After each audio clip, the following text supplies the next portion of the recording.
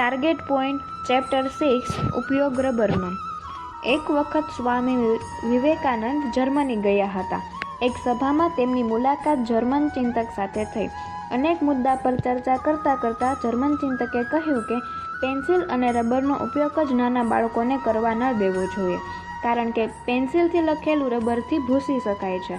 તેનો અર્થ એ કે લખવામાં ભૂલ થાય તો વાંધો નહીં, રબરથી ભૂંસી નાખશું। અને એટલે નાનપણથી મનમાં એક વાત બેસી જાય છે કે ભૂલ થાય તો ચાલે।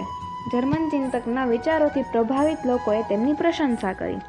સ્વામી વિવેકાનંદ તેમની વાતો સાંભળતા હતા। એક વિદ્વાને સ્વામીજીને પૂછ્યું, સ્વામીજી, આ વાત પર તમારું શું કહેવું છે?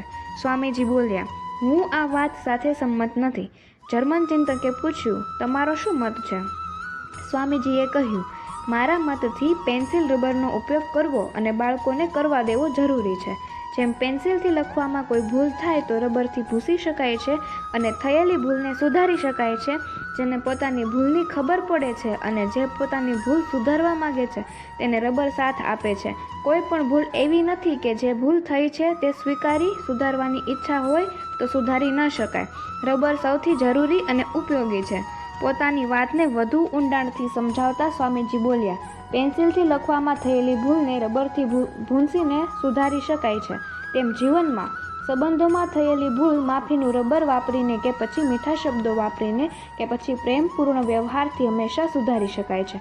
માટે જે ભૂલ કરે તેના માટે રબર નથી, જે ભૂલ સુધારવાની ઈચ્છા અને હિંમત રાખે તેના સાથ આપવા માટે રબર છે। વળી રબરના સ્વરૂપો બદલાતા રહે છે પણ ઉપયોગ થાય છે ભૂલ સુધારવા માટે જ। બધાએ સ્વામીજીની વાત તાળીઓથી વધાવી લીધી।